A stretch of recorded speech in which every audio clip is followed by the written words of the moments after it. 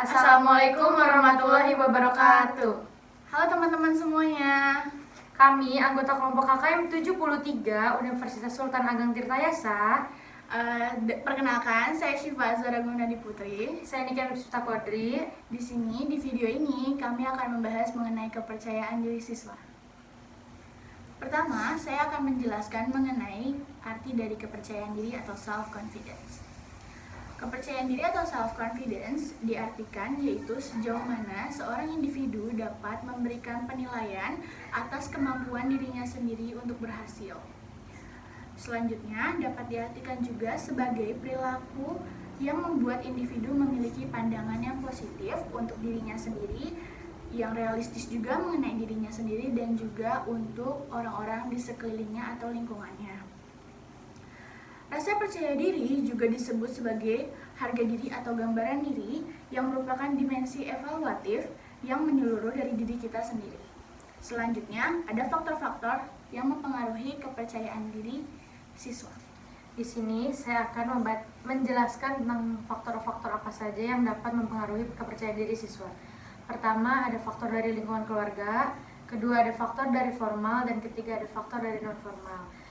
Lingkungan keluarga itu paling utama banget buat tumbuhnya rasa percaya diri kita, karena kita tinggal bersama-sama setiap hari bersama keluarga, bertemu keluarga.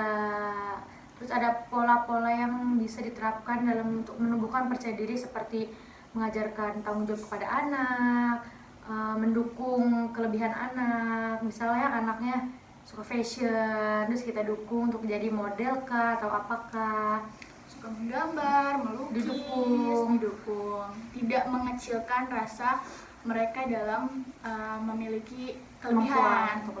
Yang kedua itu pendidikan formal. Pendidikan formal tuh kayak sekolah atau perguruan tinggi tuh juga paling penting banget. Siswa dapat membentuk kepercayaan dirinya itu dengan cara membentuk keberanian untuk bertanya, berdebat, bergaul dengan temannya, memberikan pendapat, dan mencari pergaulan yang sangat sehat. Itu guru juga berpengaruh banget untuk siswa dan siswinya. Yang ketiga itu ada pendidikan non formal. Di dalam pendidikan non formal itu yang paling utama itu kita harus menonjolkan kelebihan utama kita.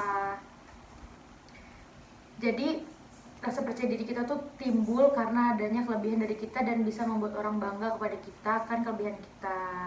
Jadi membuat orang kagum sama apa yang kita miliki. Ya, betul. Selanjutnya di sini contoh kasus dari permasalahan kepercayaan diri. Sebenarnya contoh kasus dari kepercayaan diri ini banyak banget terjadi di Indonesia. Termasuk pasti kita juga kita udah pernah ngerasain. Terus kalian juga pasti yang di rumah yang lagi nonton video ini pasti pernah mengalami hal tersebut. Contohnya seperti yang lagi booming banget tentang body shaming, seperti standar kecantikan Indonesia yang katanya harus langsing, putih, kurus, rambutnya harus lurus, gak ada jerawat, kayak gitu.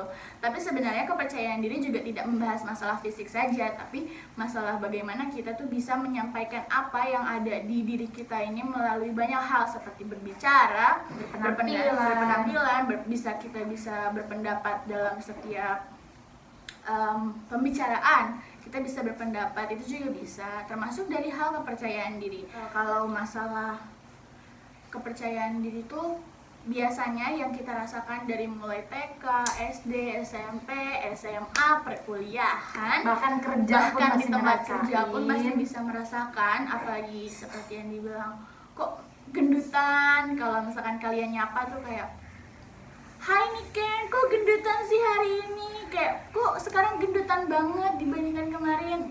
Karena aku kan makan ya. Nah, itu adalah hal yang salah dan tidak boleh dilakukan dalam menyapa teman. Yang bisa kalian lakukan itu jauh lebih baik seperti nanya kabar. Ya, halo Niken, apa kabarnya? Lama tidak berjumpa. Gimana sekolahnya atau gimana kerjanya, bagaimana liburannya. Jauh lebih sehat dan jauh lebih baik untuk dua orang tersebut atau teman-teman kita di sekeliling kita, karena dengan diri kita sendiri yang bisa merubah hal seperti itu, kita juga bisa membuat orang lain untuk berubah. Jadi Jangan mengharapkan orang lain untuk berubah bisa menghargai kamu kalau kamu juga tidak bisa menghargai orang lain dan diri sendiri gitu. Selanjutnya, hal tersebut bisa dipengaruhi oleh faktor-faktor dari yang paling utama adalah faktor keluarga. Kenapa nih Ken harus faktor keluarga yang paling utama? Karena kan kita tinggal di rumah, setiap hari ketemu keluarga, nggak mungkin kan kalau keluarga kita malah ngejek-jelekin kita gitu. Nah ya, hal itu juga yang sekarang lagi booming. Katanya orang tua Asia itu selalu menjelek-jelekan dan tidak mendukung. Padahal sebenarnya tidak semuanya seperti itu. Semua juga bisa diperbaiki, semua juga bisa diulang. Nah, kata saya itu bukan cuma fisik, kepercayaan diri, tapi bagaimana kita bisa berbicara. Nah, kalau menurut kalian hal itu tidak baik, berbicaralah, speak up.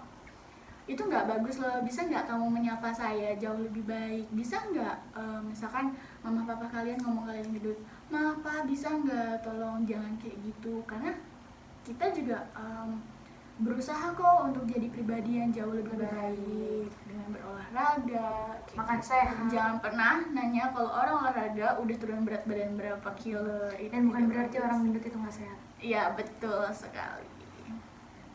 Selanjutnya, jangan juga nih masalah berbusana. Mentang-mentang kalian dibilang gendut terus kalian kayak minder, terus kayak nggak mau berbusana dengan baik, misalkan nggak mau berpenampilan kayak ya udah mereka juga udah nggak suka sama saya gitu, ngapain juga saya harus Berpenampilan bagus di depan mata mereka. Padahal hal tersebut bisa memberikan kepercayaan diri kamu naik, otomatis harga diri kamu juga naik. Tuh kan tadi ada pengertiannya juga ya, harga diri sama kepercayaan diri. Nah, kalau kalian udah bisa menghargai diri kalian sendiri, otomatis orang lain juga bisa menghargai diri kalian sendiri. Berpenampilan bagus bukan berarti berpenampilan mahal, bukan berarti harus branded, tidak seperti itu. Terus kayak kalau misalkan kamu gendut, kamu kurus, dan kamu tuh nggak boleh berpendapat, itu enggak. Semua orang boleh berpendapat, boleh berbicara, dan boleh berdandan. Itu intinya. Lalu dari sekarang nih kita mau ngasih tahu, karena video ini udah mau selesai. Intinya dari sekarang, dari mulai hari ini, Esok dan seterusnya kita semua harus memperbaiki cara kita dalam menilai diri kita sendiri, agar lebih baik dalam menghargai diri sendiri dan juga orang-orang di sekitar kita. Kalau kita mau mereka berubah, ubah dulu diri kita sendiri, pasti mereka juga bakal berubah. Semua orang di sekitar kita pasti bakal berubah. So, jangan lupa be the best version of yourself with confidence. Yay! Bye. Assalamualaikum warahmatullahi wabarakatuh.